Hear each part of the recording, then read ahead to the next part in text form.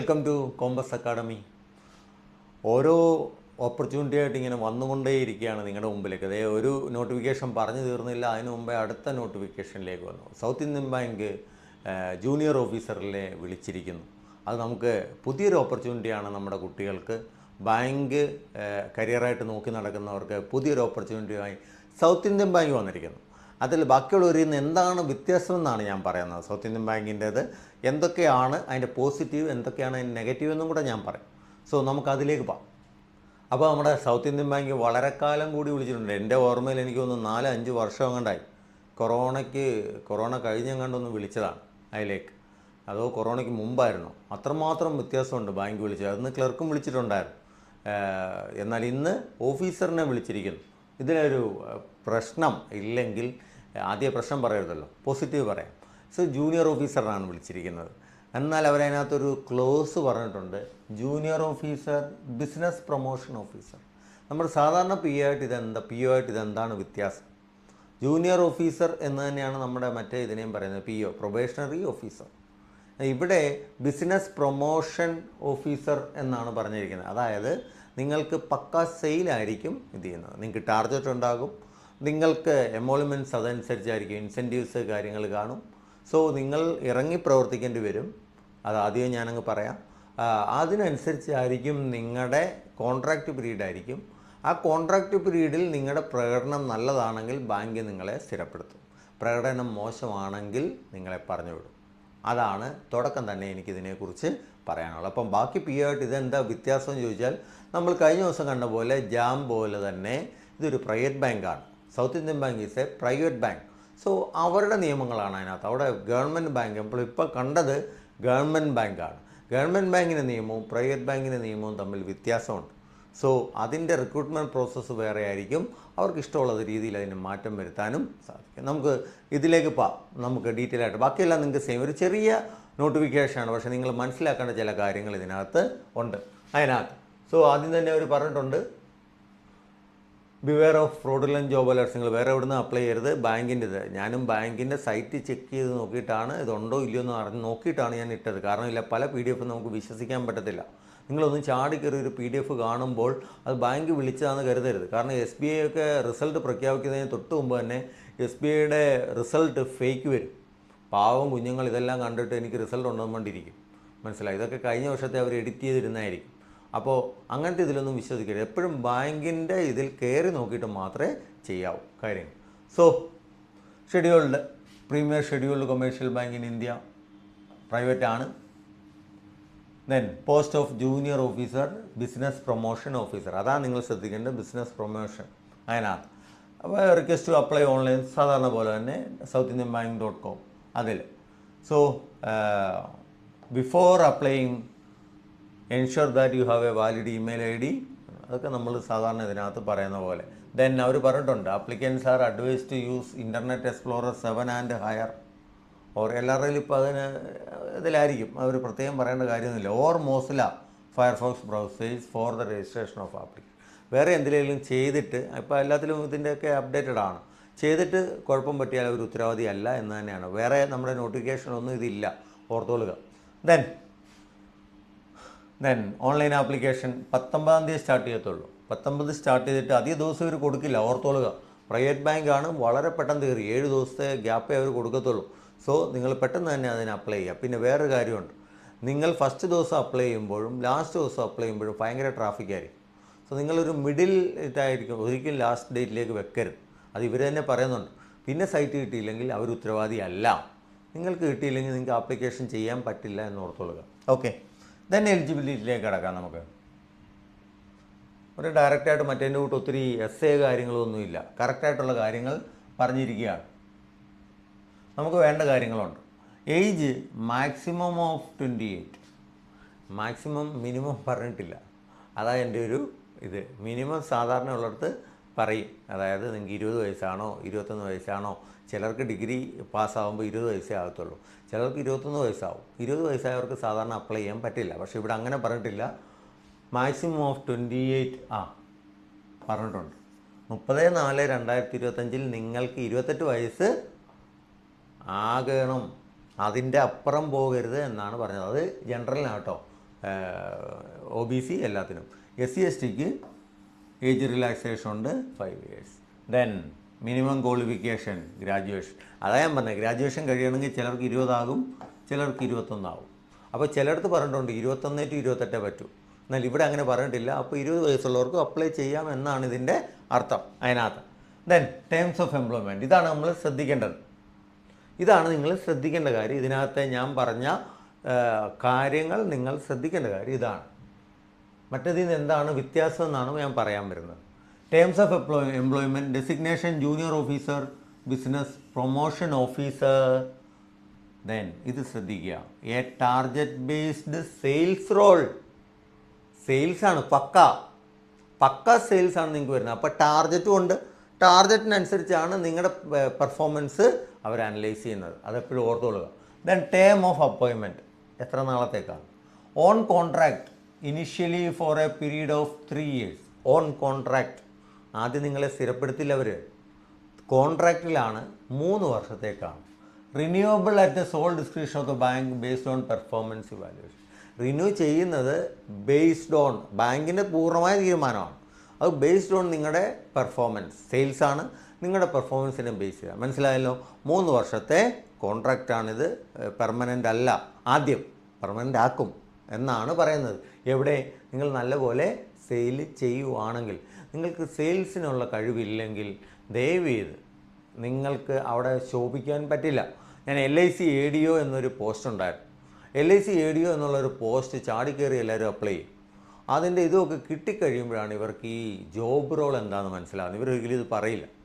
Job role എന്താണെന്ന് ചോദിച്ചാൽ കണ്ടവരുടെ അടുത്ത് നിന്ന് എല്ലാം ചെന്ന് നമ്മൾ ഏജൻറ്റിനെയും റിക്രൂട്ട് ചെയ്ത് LIC പിടിക്കണം.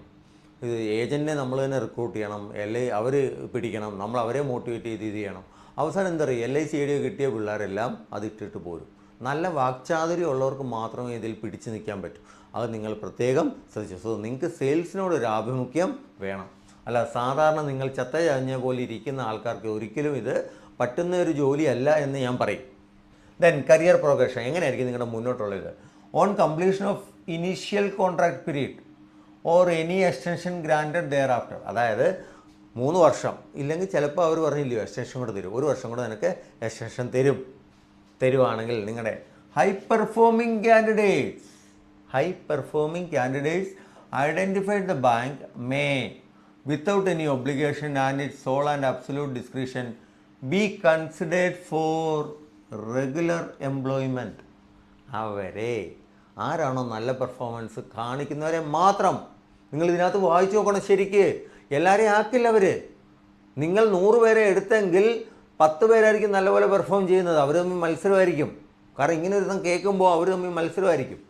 അവരെ ആ 10 പേരെയാണ് ബാങ്ക് ചെയ്യുന്നത്. നിങ്ങൾക്ക് എക്സ്റ്റൻഷൻ തരണമെങ്കിൽ തന്നെ നിങ്ങൾ നല്ല പെർഫോമൻസ് ആയിരിക്കണം.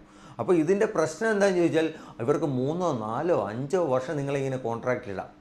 അത് കഴിഞ്ഞിട്ട് മാത്രം. അപ്പോൾ മറ്റേതിനകത്ത് പറഞ്ഞ പോലെ അപ്രൻറ്റീസ് എന്നുള്ള ഇതിലേക്കും വരും. നിങ്ങൾക്ക് ആ സമയത്ത് വേറെ സാലറി അല്ലാതെ വേറെ ആനുകൂല്യങ്ങളൊന്നും കിട്ടത്തില്ല. അവർക്ക് എത്ര വേണേൽ നിങ്ങളായിട്ട് വലിപ്പിക്കാം. അതാണ് ഇതിനകത്ത് ഒരു പ്രശ്നമുള്ളത്. അതിനകത്ത് regular employment assistant manager scale 1. നമ്മുടെ സാധാരണ POയ്ക്ക് കയറുമ്പോൾ 2 വർഷത്തെ പ്രൊബേഷൻ കഴിയുമ്പോൾ അവർ അസിസ്റ്റൻറ്റ് മാനേജറായിട്ട് കയറും. പക്ഷേ കയറുമ്പോൾ തന്നെ അവർ റെഗുലർ എംപ്ലോയി ആണ് ആ ബാങ്കിൻ്റെ. എന്നാൽ ഇവിടെ അങ്ങനെ അല്ല. കോൺട്രാക്ട് ബേസാണ്. 3 വർഷം എന്തായാലും നീ കോൺട്രാക്ട് ചെയ്യണം.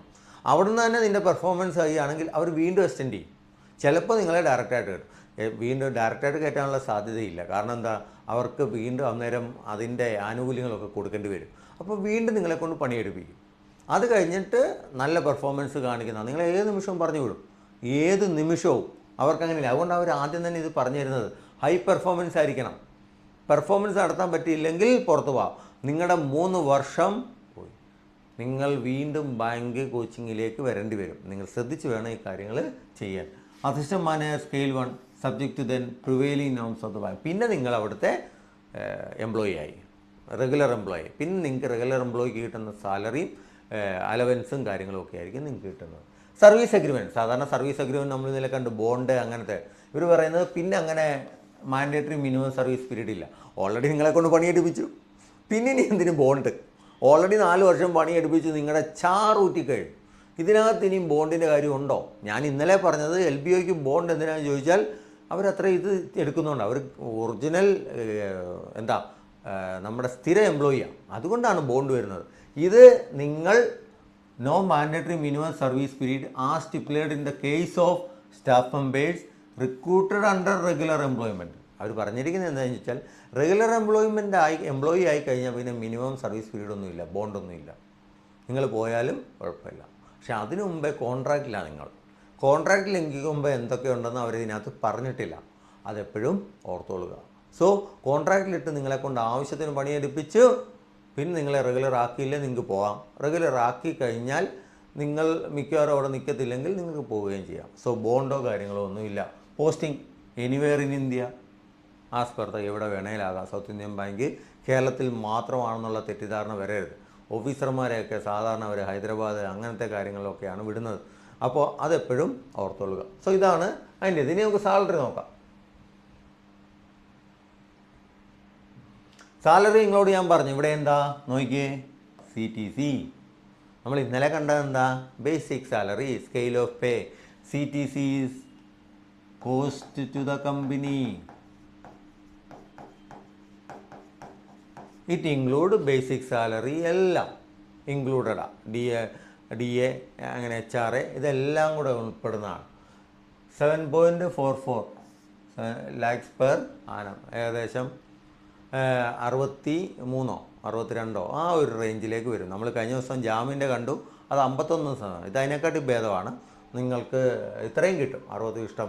പിന്നെ അവർ കണ്ടില്ലേ, നോക്കുക, inclusive of NPS national pension scheme contribution, insurance premium, variable pay based on performance. So ഇതെല്ലാം ഇൻക്ലൂഡഡാണ്.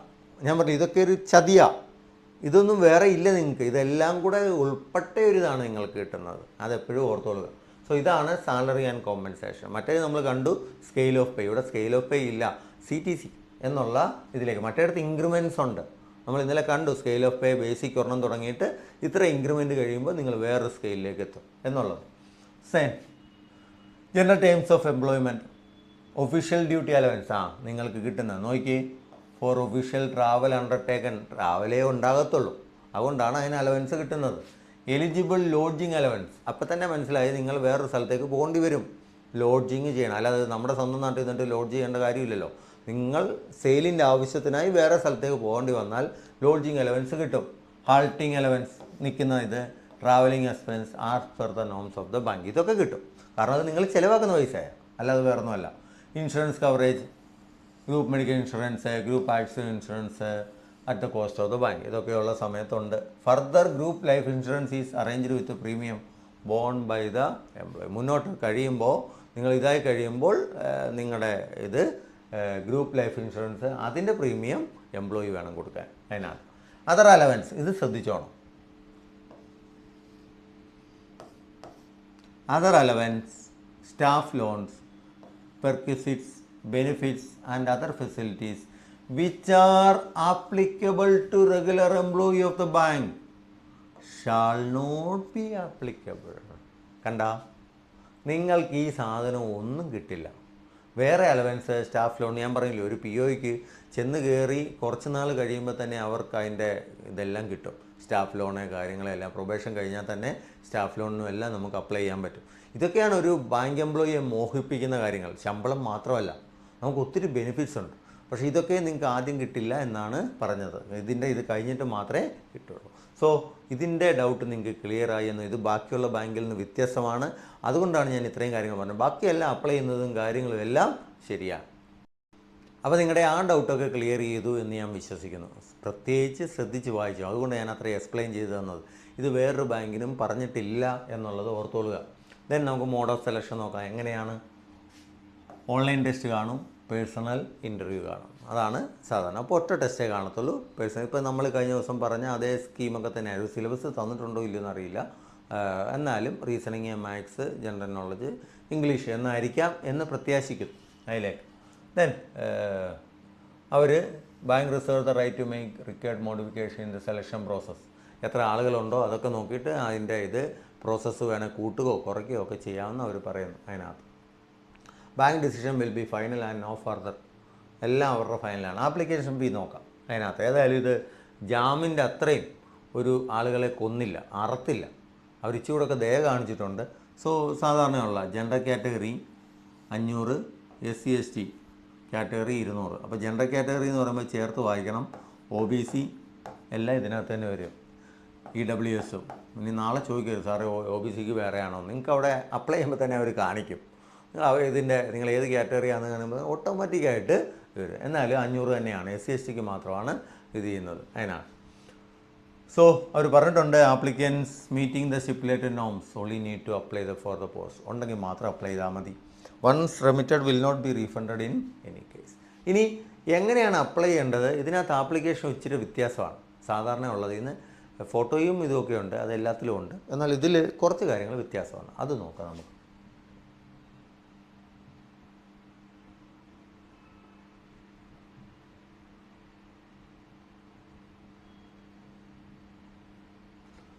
Okay, so applicants can apply online through bank's website, South Indian Bank. 19-ാം തീയതി തൊട്ടേ ഉള്ളൂ. then 26. then eligibility criteria ഇത് ചെയ്യണം. Online ആപ്ലിക്കേഷനിൽ correct ആയിരിക്കണം. അതെല്ലാം അതിൻ്റെ ഇതിലേക്ക്. ഇനി ഇതിനകത്ത് ഇവർ ഒരു കാര്യം പറഞ്ഞിട്ടുണ്ട് മറ്റേതിൽ നിന്ന് വ്യത്യസ്തമായിട്ട്. Applicants making multiple registrations will be disqualified. നമ്മൾ മുമ്പേ എന്താ പറഞ്ഞതെന്ന് ചോദിച്ചാൽ, നിങ്ങൾ 2 ചെയ്തിട്ടുണ്ടെങ്കിൽ ലാസ്റ്റത്തത് പരിഗണിക്കുമെന്നാണ്. ഇവിടെ അങ്ങനെയല്ല അവർ പറഞ്ഞിരിക്കുന്നത്, അറിയില്ല. സോ നിങ്ങൾ ശ്രദ്ധിച്ച് വേണം ആപ്ലിക്കേഷൻ ചെയ്യാൻ. 2 പ്രാവശ്യം ചെയ്താൽ 2 പോകും അതിനകത്ത്. So multiple registration for the same role will be disqualified. Then basic details, photograph, signature. Then ശ്രദ്ധിച്ചോളുക, copies of the photograph may be return for use at the time of. അത് നിങ്ങൾ മറ്റേതിനകത്ത് കാണുന്ന പോലെ ഇത് ചെയ്തോളൂ. അപ്ലോഡിങ് ഫോട്ടോഗ്രാഫ് സാധാരണ അവർ പിക്സലും കാര്യങ്ങളും എല്ലാം പറഞ്ഞിട്ടുണ്ട്. സിഗ്നേച്ചർ കാര്യങ്ങൾ. ഇനിയാണ് ശ്രദ്ധിക്കേണ്ട കാര്യം, നിങ്ങൾ ഇതിന് പകരം റെസ്യൂമാണ് അപ്ലോഡ് ചെയ്യുന്നത്. File should be in PDF format ആയിരിക്കണം. 1 MB കൂടുതൽ ഇത് ചെയ്യരുത്. നമ്മുടെ സാധാരണ റെസ്യൂം. നിങ്ങളൊരു റെസ്യൂം പ്രിപ്പയർ ചെയ്യുമ്പോൾ ശ്രദ്ധിക്കേണ്ട കാര്യം, ഈ റെസ്യൂമിനെ ബേസ് ചെയ്തായിരിക്കും നിങ്ങൾക്ക് ഇൻ്റർവ്യൂവിന് ക്വസ്റ്റ്യൻസ് വരുന്നത്. അതിന് വേണ്ടിയിട്ടാണ് ഇത് വരുന്നത്. അപ്പോൾ നിങ്ങളുടെ അഡ്രസ്സും കാര്യങ്ങളും എല്ലാം അതിനകത്ത് കാണും. അപ്പം അതിൻ്റെ കോളം കൂടാതെ നിങ്ങളുടെ സ്ട്രെങ്ത് എന്താ, വീക്ക്നെസ് എന്താ, കാര്യങ്ങൾ എന്താ, ഇതെല്ലാം അതിനകത്ത് കാണും. അപ്പോൾ ആ റെസ്യൂം സൂക്ഷിച്ച് വെക്കുക. നിങ്ങൾ നാളെ ഇൻ്റർവ്യൂവിന് സെലക്ട് ആയാൽ ഓർക്കുക, ഇതിനെ ബേസ് ചെയ്ത് നിങ്ങൾ എന്തൊക്കെ അതിനകത്ത് വെച്ചിട്ടുണ്ടോ അതിനെക്കുറിച്ചായിരിക്കും ചോദ്യം വരുന്നത്. നിങ്ങളതങ്ങ് മറക്കും. പക്ഷേ നിങ്ങളോട് നാളെ ചോദ്യം ചോദിക്കുമ്പോൾ നിങ്ങൾ മലനിരിക്കും. അങ്ങനെ ചെയ്യരുത്. സോ റെസ്യൂം ഇതിനകത്തുണ്ട്. നമ്മൾ ഇൻ്റർവ്യൂവിന് കൊടുക്കേണ്ട ചോദ്യങ്ങൾ നമ്മൾ അവരെ കൊടുക്കുക എന്ന് ഓർക്കുക. സോ റെസ്യൂം ഫില്ല് ചെയ്യുക, അത് റെസ്യൂം അപ്ലോഡ് ചെയ്യുക. നേരത്തെ ഒരു ബാങ്കിലും ഇല്ലാത്തൊരിതാണ് ഇത്, അത് ശ്രദ്ധിക്കുക അതിനകത്ത്. ഇനി അതുകൊണ്ട് മാത്രം തീർന്നില്ല, ഇവിടെ വേറൊരു കാര്യം കൂടെ ചെയ്യണം. നിങ്ങളുടെ എഡ്യൂക്കേഷണൽ ഡോക്യുമെൻറ്റ്സ്, ഇത് ഫെഡറൽ ബാങ്കിനും ഉണ്ട്, പ്രൈവറ്റ് ബാങ്കിനെല്ലാം ഉണ്ട്. Education documents including date of ബർത്തിൻ്റെ കാര്യങ്ങളും എല്ലാം അപ്ലോഡ് ചെയ്യണം. പറഞ്ഞിട്ടുണ്ട് education certificates and mark list of 10th should mandatorily have date of birth. അതിനകത്ത് ഡേറ്റ് ഓഫ് ബർത്ത് ഉള്ള മാർക്ക് ലിസ്റ്റ് ആയിരിക്കണം. HSC എല്ലാം, final mark certificate of graduation should be combined in a single file. ഇതെല്ലാം കൂടെ നിങ്ങൾ ഒറ്റ PDF ആക്കുക, ഒറ്റ ഫയലിലാക്കി ഇൻ PDF ഫോർമാറ്റ്. മനസ്സിലായി? അല്ലാതെ ഓരോന്നായിട്ട് ചെയ്യരുത്. നിങ്ങളിതെല്ലാം ആദ്യം ഇത് ചെയ്തിട്ട് അതിനെ സ്കാൻ ചെയ്ത് ഒറ്റ PDF ഫോർമാറ്റ് ആക്കി. പറഞ്ഞിട്ടുണ്ട് 3 MB കൂടുതലാകരുത്. 3 MB കഴിഞ്ഞ് പോയാൽ പിന്നെ വരില്ല. അപ്പോൾ സൈസ് കുറയ്ക്കുക, കംപ്രസ് ചെയ്യുക, എന്താണെന്ന് വെച്ചാൽ അത് ചെയ്തിട്ട് ഇത് ചെയ്യുക. സോ അറിയാവുന്നവരടുത്ത് കാണിച്ചിട്ട് മാത്രം അത് ചെയ്യുക. അതിനാണ്. ദെൻ അവർ പറഞ്ഞിട്ടുണ്ട് ജനറേറ്റർ യൂസർ ID, പാസ്വേഡ്, ലോഗിന് കാര്യങ്ങൾ, അങ്ങനത്തെ കാര്യങ്ങൾ. അതെല്ലാം കഴിഞ്ഞ പ്രാവശ്യത്തെ പോലെ തന്നെയാണ് അതിനകത്ത്. ദെൻ ബാങ്ക് പേയ്മെൻറ്റ് ഗേറ്റ് വേ ഉണ്ട്, അത് പേയുടെ കാര്യങ്ങൾ. പിന്നെ അവരെന്ത് പറഞ്ഞിട്ടുണ്ട്, applicants keep A copy of the application print out for, അതൊക്കെ സെയിം തന്നെ. പിന്നെ keep A copy of E receipt, ഇതൊക്കെ നമ്മൾ നേരത്തെ തന്നെ. അപ്പോൾ ഇവിടെയുണ്ട് ഇ റിസിപ്റ്റ് കാര്യങ്ങളെല്ലാം സൂക്ഷിച്ച് വെക്കുക. Then applicants must make sure that application is submitted successfully. കറക്റ്റായിട്ട് വേണം. Checked by login in to the profile. അതാണ് ഞാൻ പറഞ്ഞിട്ടുള്ളത്. നിങ്ങൾ ക്യാഷ് അടച്ചിട്ടുണ്ടെന്ന് അറിയാൻ വീണ്ടും ലോഗിൻ ചെയ്യുക. അപ്പോൾ നിങ്ങളുടെ ആപ്ലിക്കേഷൻ ഫോം വരും. അപ്പോൾ അതിനർത്ഥം നിങ്ങളുടെ പേയ്മെൻറ്റ് സക്സസ് ആയി എന്നുള്ള. ഇനി നിങ്ങൾക്കൊരു എഡിറ്റിനോ കാര്യങ്ങൾക്കോ പറ്റില്ല. സോ ഇനി ജനറൽ കണ്ടീഷൻ നോക്കാം. ജനറൽ കണ്ടീഷൻ ഒന്നുമില്ല. നിങ്ങൾ ഇത് ചെയ്യുന്നതിന് മുമ്പ് എല്ലാ ക്രൈറ്റീരിയ നിങ്ങൾക്ക് ഉണ്ടോ ഇല്ലയോ എന്ന് ചെക്ക് ചെയ്യുക. എന്നിട്ട് മാത്രം ദെൻ നിങ്ങൾ ഓൺലൈൻ ആപ്ലിക്കേഷൻ സബ്മിറ്റ് ചെയ്യുന്നതിനനുസരിച്ചായിരിക്കും അവർ നിങ്ങളെ വിളിക്കുന്നത്. സോ ഇതിനകത്ത് എന്ത് ഡീറ്റെയിൽസും കള്ളമായാൽ നിങ്ങളുടെ ഇത് പോകും എന്നാണ്. Found to false at later date selection appointment shall be liable for termination, ആ കാര്യങ്ങൾ. Then applicants are advised to retain 2 copies of the same photograph. പലരുടെയും പ്രശ്നം എന്താണെന്ന് ചോദിച്ചാൽ അന്ന് വേറൊരു ഫോട്ടോ എടുക്കും, അന്ന് കൊണ്ടുവരുന്ന പരീക്ഷയ്ക്ക് കൊണ്ടുവരുന്ന വേറൊരു ഫോട്ടോ ആയിരിക്കും. നിങ്ങളിതിൻ്റെ കോപ്പി ഒന്നും എടുത്ത് വെക്കാറില്ല. എപ്പോഴും ഓർത്തോളുക, കോപ്പി ഇല്ലെങ്കിൽ വേറൊന്നുമായിരിക്കണം അപ്ലോഡ് ചെയ്യേണ്ടത്. കോപ്പി ഉള്ളത് അത് ഏത് സ്റ്റുഡിയോയിൽ ചെന്ന് കിട്ടിയാലും നിങ്ങൾക്ക് കിട്ടും. സോ അതിൻ്റെ കാര്യങ്ങളൊന്നുമില്ല. നേരത്തെ തന്നെ ഇങ്ങനത്തെ കാര്യങ്ങൾ 2-3 കോപ്പി സ്വന്തം ഫോട്ടോ എപ്പോഴായാലും കൈവച്ചേക്കുക. ക്യാൻവാസിങ് ചെയ്യാൻ പാടില്ല, അറ്റ് ദെയർ ഓൺ കോസ്റ്റ്. അതാരും ബാങ്ക് തരത്തില്ല. നിങ്ങൾ ഇൻ്റർവ്യൂവിന് പോകണമെങ്കിൽ നമ്മൾ തന്നെ വേണം. അതൊക്കെ ഇത് ചെയ്യണ്ട. എനിവേർ ഇൻ ഇന്ത്യ, മനസ്സിലായോ? നാളെ കിട്ടിയിട്ട് പറയരുത് അയ്യോ എൻ്റെ വീടിനടുത്ത് കിട്ടിയില്ല എന്ന് പറയരുത്. അവർ ഇഷ്ടമുള്ളടത്തോട് തട്ടും. നിങ്ങളവർക്ക് സൗത്ത് ഇന്ത്യൻ ബാങ്ക് കേരളത്തിൽ മാത്രമേ ഉള്ളൂ. പലർക്കും, ഞങ്ങളുടെ കുട്ടികൾക്ക് ഹൈദരാബാദ് വരെ കിട്ടിയിട്ടുണ്ട്. അന്ന് വിളിച്ചപ്പോൾ, അത്രയും വർഷം മുമ്പേ വിളിച്ചപ്പോൾ PO പോസ്റ്റിൽ ഹൈദരാബാദാണ് പോസ്റ്റിംഗ്. പിന്നെ അവർക്ക് ഇങ്ങോട്ടൊന്നും വരാൻ പോലും പറ്റിയിട്ടില്ല. സോ അവിടെയൊക്കെ കിട്ടത്തുള്ളൂ, അത് ഓർക്കുക. ദെൻ നമ്മൾ നേരത്തെ പറഞ്ഞ പോലെ appointment will also be subject to medical fitness. Medical വേണം. Satisfactory background verification and completion of other formal. ഞാൻ മുമ്പേ പറഞ്ഞ പോലെ പോലീസ് വെരിഫിക്കേഷന് നിങ്ങളുടെ ബാക്കിയെല്ലാ ക്യാരക്ടറും എല്ലാം നോക്കിയിട്ട് മാത്രമായിരിക്കും അവർ കിട്ടുന്നത്.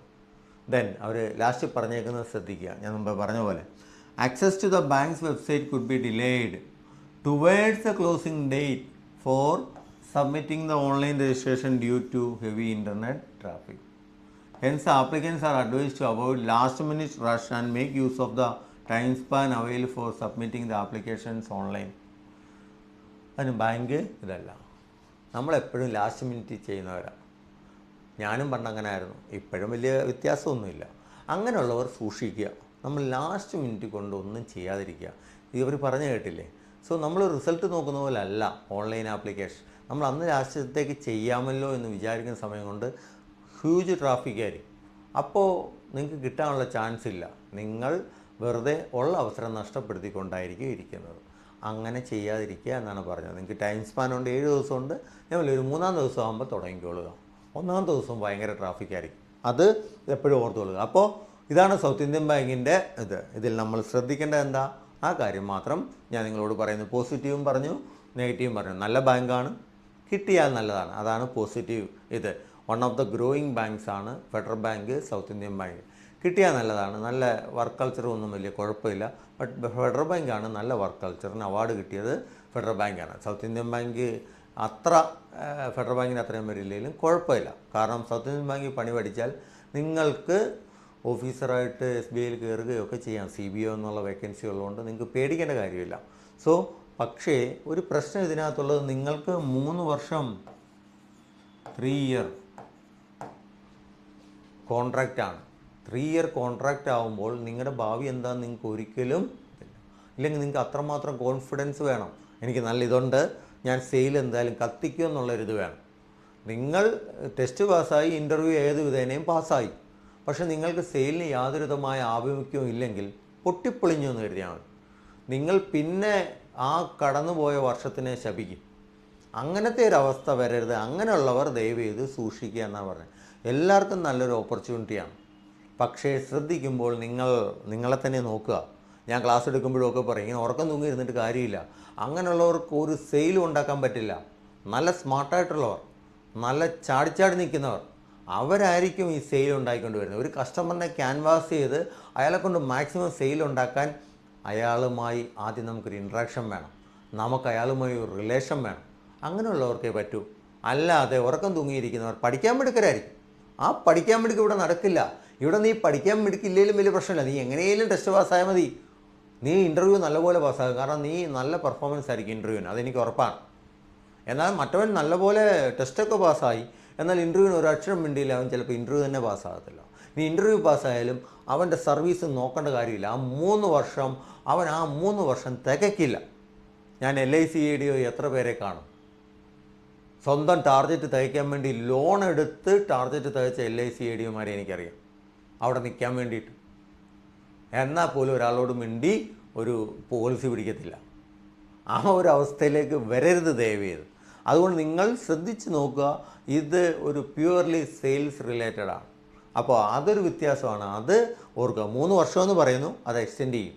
4-5 വർഷം അവർക്ക് അതിനനുസരിച്ച് നിങ്ങളെ ഇത് ചെയ്യാൻ പറ്റും. അപ്പോൾ നിങ്ങളുടെ മാക്സിമം ജ്യൂസ് അവരെടുക്കുക. അത് നിങ്ങൾ എപ്പോഴും ഓർത്തോളുക. സോ നല്ല ഇതുള്ളവർക്ക് അതൊന്നും ഒരു കുഴപ്പമില്ല. പക്ഷേ ഇതിൻ്റെ ഒരു പ്രശ്നം എന്താണെന്ന് ചോദിച്ചാൽ നമ്മുടെ ബാങ്ക് സർവീസിൽ ഈ 3 വർഷം കാണില്ല. അതാണ് ഇതിനകത്തെ പ്രശ്നം. നിങ്ങൾ എന്നാണോ ഇതാകുന്നത്, പെർമനൻ്റ് ആകുന്നത്, ആ വർഷം തൊട്ടേ ഉള്ളൂ. സോ നിങ്ങളുടെ കൂട്ടുകാർ പുറകെ ഏതെങ്കിലും ബാങ്കിൽ കയറിയാലും അവർ സർവീസിൽ നിങ്ങളെക്കാട്ട് കൂടുതലായിരിക്കും. അതെപ്പോഴും ഓർത്തോളൂ. അതാണ് ഇതിനകത്തെ ഒരു കെണി ഉള്ളത്. സോ പ്യുവർലി സെയിൽസാണ്. അങ്ങനെയുള്ളവർ മാത്രം അപ്ലൈ ചെയ്യുക. നല്ല മിടുക്കരായ കുട്ടികൾ, നല്ല സ്മാർട്ടായിട്ടുള്ള കുട്ടികൾ, ആ മാർക്കറ്റിങ്ങിലേക്ക് നല്ല ഇതുള്ളവർ, അവരാണ് ഈ പോസ്റ്റിലേക്ക് നല്ല യോഗ്യരായിട്ട് ഞാൻ കാണുന്നത്. ബാക്കിയുള്ളവർക്ക് അപ്ലൈ ചെയ്യാം, എന്തും ചെയ്യാം. ഞാൻ പറഞ്ഞു എന്നേ ഉള്ളൂ. അങ്ങനെയുള്ളവരാണ് ഇതിന് യോഗ്യർ. കാരണം ഈ കാലഘട്ടം ബാങ്കുകളെല്ലാം തമ്മിൽ മത്സരമാണ്. ന്യൂ ജനറേഷൻ ബാങ്കിലേക്ക് വരാനാണ് ഫെഡറൽ ബാങ്കും സൗത്ത് ഇന്ത്യൻ ബാങ്കും മത്സരിക്കുന്നത്. അവർ മത്സരിച്ചുകൊണ്ടിരിക്കുന്ന ICICI, HDFC എന്ന ബാങ്കുകളുമായിട്ടാണ്. അതുമായിട്ട് മത്സരിക്കാൻ SBI ഉണ്ട്. അതുകൊണ്ടാണ് ഇപ്പോൾ SBI കയറുന്നവർക്ക് നല്ല പ്രഷർ. അപ്പോൾ അതിനുവേണ്ടി മത്സരിക്കുന്നതാണ് Federal Bank, South Indian Bank. അപ്പോൾ നിങ്ങൾക്ക് പഴയ പോലെ ഒടിഞ്ഞു കുത്തി PU ആയിട്ട് അവിടെ ഇരിക്കാൻ പറ്റില്ല. ചാടി നിൽക്കണം. അതുകൊണ്ടാണ് നിങ്ങൾക്ക് ട്രാവലുണ്ട്. ട്രാവൽ ചെയ്യുമ്പോൾ സാറേ എനിക്ക് ഇച്ചിരി ട്രാവൽ ചെയ്താൽ ഛർദ്ദിക്കുമെന്ന് പറയുന്നത് ദയവ് ഇത് വരരുത്. അങ്ങനെയുള്ളവർക്കൊന്നും പറ്റിയ കാര്യമല്ല ഇത്. നിങ്ങൾക്കൊണ്ട് പറ്റുന്ന കാര്യമാണോ എന്ന് ആദ്യം ചിന്തിക്കാൻ വേണ്ടിയാണ് സാർ ഇത്രയും പറയുന്നത്. അതാ ഞാൻ പറഞ്ഞേ. ആരും പറയില്ലായിരിക്കും, പക്ഷേ ഞാൻ പറയും. അത് നിങ്ങൾക്ക് ഇഷ്ടമുണ്ടായാലും ഇല്ലെങ്കിലും പറഞ്ഞേ പറ്റൂ. കാരണം അതെൻ്റെ കടമയാണ്. കാരണം തെറ്റിദ്ധരിക്കപ്പെട്ട് ആരും ഇതിലേക്ക് വരരുത്. വെറുതെ സൗത്ത് ഇന്ത്യൻ ബാങ്ക് കണ്ട് പോയി അപ്ലൈ ചെയ്യുക, അവസാനം കയറി കഴിയുമ്പോഴേ അറിയുന്നത് അയ്യോ സാറേ ഇതായിരുന്നു. അങ്ങനെ ഒരിക്കലും ഇനിയും വരരുത്. അതുകൊണ്ട് കോമ്പസിൽ ഏത് ഇതുണ്ടെങ്കിലും റിക്രൂട്ട്മെൻറ്റ് ഞാൻ കറക്റ്റായിട്ട് തന്നെ പറയും. വേണ്ടവർ ചെയ്താൽ മതി, നിർബന്ധമില്ല. പക്ഷേ ഗവൺമെൻറ് ബാങ്ക്സ് വരുമ്പോൾ എല്ലാവരെയും കൊണ്ടും ഞാൻ ചെയ്യിക്കും. അല്ലാത്തവർക്ക് അവരവരുടെ ഇഷ്ടമാണ് എന്ത് ചെയ്യണമെന്നുള്ളത്. അതിനു വേണ്ടിയിട്ടാണ് ഞാൻ ഈ വീഡിയോയിലും പറയുന്നത്. ബാക്കി വെളിയിൽ ഒത്തിരി കുട്ടികളുണ്ട്, ഫ്രഷേഴ്സും കാര്യങ്ങളൊക്കെ ഉണ്ട്. നിങ്ങൾ ഫ്രഷേഴ്സാണോ, ധൈര്യമായിട്ട് അപ്ലൈ ചെയ്തോ. നിങ്ങൾക്ക് നല്ല ചാടിക്കാനുള്ള നല്ല യുവരക്തമാണോ, അങ്ങോട്ട് ചാടി വീണ് ഇങ്ങോട്ട് ചെയ്തോളുക. ചിലപ്പോൾ നിങ്ങളായിരിക്കും കയറിപ്പോകുന്നത്. അതിനകത്തൊന്നും പേടിക്കേണ്ട കാര്യമില്ല. ഇൻ്റർവ്യൂവിന് നല്ല കോച്ചിങ് കൂടെ കിട്ടിയാൽ നിങ്ങൾ സെറ്റാകും. കാരണം നിങ്ങൾ ഓട്ടോമാറ്റിക്കായിട്ട് നല്ല ഇതുള്ള ആൾക്കാരായിരിക്കും. അങ്ങനെയുള്ളവരെയാണ് വേണ്ടത്. അല്ലാതെ സബ്ജക്റ്റ് അറിയാം ഒടിഞ്ഞും കുത്തി അമ്മച്ചിമാരെ അപ്പച്ചന്മാരെ പോലെ ഇരിക്കുന്ന ആൾക്കാരെ അല്ല ഇതിന് യോഗ്യത. അതെപ്പോഴും ഓർത്തോളുക. സോ ഫ്രഷേഴ്സ് ചാടി വീണോളുക. നിങ്ങൾക്ക് ചിലപ്പോൾ ഇതൊരു നല്ല ഓപ്പർച്യൂണിറ്റി ആയിരിക്കും. അല്ലാത്തവരും വീണോളുക. നിങ്ങൾ ഇതിനായിട്ട് പറ്റുന്നവരാണെങ്കിൽ മാത്രം. അല്ലെങ്കിൽ വെറുതെ 500 രൂപ കൊണ്ട് കളയുന്നു എന്നുള്ളതല്ലാതെ എനിക്ക് ഇതിനകത്ത് വേറെ കാര്യങ്ങളൊന്നുമില്ല. പിന്നെ അപ്ലൈ ചെയ്യുമ്പോൾ ശ്രദ്ധിക്കേണ്ട കാര്യങ്ങളൊക്കെ ഞാൻ നിങ്ങളോട് പറഞ്ഞു. എഡ്യൂക്കേഷൻ ക്വാളിഫിക്കേഷൻ്റെ സർട്ടിഫിക്കറ്റ്സും PDF റെസ്യൂമും കാര്യങ്ങളുമാണ് വ്യത്യാസം. അതെല്ലാം ചെയ്തോളുക. അങ്ങനത്തെ കാര്യങ്ങളെല്ലാം. സൗത്ത് ഇന്ത്യൻ ബാങ്ക് ഇതൊക്കെയാണ് വ്യത്യാസം. കിട്ടിയാൽ നല്ല ബാങ്കാണ്. പെർമനൻ്റ് ആയാൽ നിങ്ങൾക്ക് സാലറി കൂടി കിട്ടും, ഇമോളിമെൻറ്റ്സും കാര്യങ്ങളും എല്ലാം കിട്ടും. അപ്പോൾ ഇതാണ് സൗത്ത് ഇന്ത്യൻ ബാങ്കിൻ്റെ ഡീറ്റെയിൽസ്. അപ്പോൾ നോക്കി അപ്ലൈ ചെയ്യും കേട്ടോ. അപ്പോൾ സൗത്ത് ഇന്ത്യൻ ബാങ്കിൻ്റെ ഡീറ്റെയിൽസ് കണ്ടു. എനിക്കിതിനകത്ത് ഒരു സംശയം എന്താണെന്ന് ചോദിച്ചാൽ 2 കാര്യം അവർ പറഞ്ഞിട്ടില്ല. ഒന്ന് എക്സാം സെൻറ്റേഴ്സും പറഞ്ഞിട്ടില്ല. ഒന്ന് സിലബസും പറഞ്ഞിട്ടില്ല. എന്തൊക്കെ സബ്ജക്ട്സ് ആണോ ഉള്ളതെന്നും പറഞ്ഞിട്ടില്ല. ഓൺലൈൻ ടെസ്റ്റിനെ കുറിച്ചൊന്നും പറഞ്ഞിട്ടില്ല. ഫെഡറൽ ബാങ്ക് എന്താണ് നടത്തുന്നതെന്ന് ചോദിച്ചാൽ നമ്മുടെ കയ്യിൽ നിന്ന് കാശ് മേടിക്കും. നമ്മുടെ കയ്യിൽ നിന്ന് കാശ് മേടിച്ചിട്ട് ഓൺലൈൻ ടെസ്റ്റ് വീട്ടിൽ നിന്ന് ചെയ്യുന്നത്. ഒരു സെൻറ്റർ പോലും ഇല്ല. അത്രയും പൈസ അവർക്ക് ലാഭമാണ്. എന്നിട്ട് ഓൺലൈൻ GD നടത്തും, ഓൺലൈൻ ഇൻ്റർവ്യൂ മാത്രം ഓഫ്ലൈൻ നടത്തും. ഇനി അതേ സെറ്റപ്പിലാണോ ഇവർ പോകുന്നതെന്ന് എനിക്കറിയില്ല. അതുകൊണ്ടായിരിക്കും എക്സാമിനേഷൻ സെൻറ്റേഴ്സിൻ്റെ ഡീറ്റെയിൽസ് ഒന്നുമില്ല, ഓൺലൈൻ എക്സാമിനേഷൻ്റെ ഡീറ്റെയിൽസ് ഇല്ല. ഓൺലൈൻ എക്സാം ഉണ്ടെന്ന് മാത്രമേ പറഞ്ഞുള്ളൂ. ചിലപ്പോൾ നിങ്ങളെ അറിയിക്കുമായിരിക്കും. അത് ചിലപ്പോൾ നിങ്ങൾ വീട്ടിൽ ഇരുന്ന് തന്നെ ചെയ്യുന്ന ടെസ്റ്റുകൾ ആയിരിക്കും ക്യാമറ മോണിറ്റർ ചെയ്ത് അവർ ചെയ്യുന്നത്. പക്ഷേ അത് എത്രമാത്രം എഫക്റ്റീവ് ആകുമെന്ന് നമുക്ക് പറയാൻ പറ്റില്ല. നമ്മുടെ കയ്യിൽ നിന്ന് ഇത്രയും പൈസ മേടിക്കുമ്പോൾ എക്സാം സെൻറ്ററിൽ കൊണ്ടുപോകാമെന്നുള്ളൊരു മര്യാദയെങ്കിലും ഇല്ല. അപ്പോൾ മൊത്തത്തിൽ ഉടായിപ്പാണോ എന്ന് എനിക്കറിയില്ല. അത് നിങ്ങൾക്ക് മുന്നോട്ടുള്ള കമ്പനി, എനിക്കത് മൊത്തത്തിൽ എന്തോ മണക്കുന്നു. സോ അത് നിങ്ങൾ മുന്നോട്ടുള്ള കാര്യങ്ങളിൽ നിങ്ങൾക്കത് എന്താണെന്നുള്ളത് നോക്കുക. എക്സാം സെൻറ്റർ ഉണ്ടെങ്കിൽ നല്ലത്, അല്ലെങ്കിൽ അത് മൊത്തത്തിലൊരു ഇതിലേക്കേ അത് വരത്തുള്ളൂ. ആ സെലക്ഷൻ പ്രോസസ് അത്രമാത്രം ഒരു ഇതിലേക്ക് വരില്ല, നമ്മുടെ സാധാരണ ബാങ്കുകളിൽ ചെയ്യുന്ന പോലെ. എന്തോ ആയിക്കോട്ടെ, ഏതായാലും അപ്ലൈ ചെയ്യുക. ഞാൻ പറഞ്ഞ പോലെ ഫ്രഷേഴ്സ് ചാടി വീഴുക, ഫ്രഷേഴ്സ് അല്ലാത്തവരും ചാടി വീണുകൊള്ളുക, നല്ല ആറ്റിറ്റ്യൂഡോട് വരിക. നിങ്ങൾ മനസ്സ് വെച്ചാൽ കിട്ടാത്തതായി ഒന്നുമില്ല. നിങ്ങളൊന്ന് ഉണർന്ന് നോക്കുക, സടകുടഞ്ഞ് ഉയർന്നെഴുന്നേൽക്കുക, നിങ്ങൾ വേറൊരു മനുഷ്യനായി മാറുക. നിങ്ങൾ വിജയിക്കുമെന്ന് നിങ്ങൾ തന്നെ തീരുമാനിക്കുക. അപ്പോൾ വിജയം സുനിശ്ചിതം. അപ്പോൾ എല്ലാവർക്കും ഈ വീഡിയോ ഉപകാരപ്രദമാകട്ടെ എന്ന് ആശംസിച്ചുകൊണ്ട് നിർത്തുന്നു. Signing off, Toby Sarath Thomas.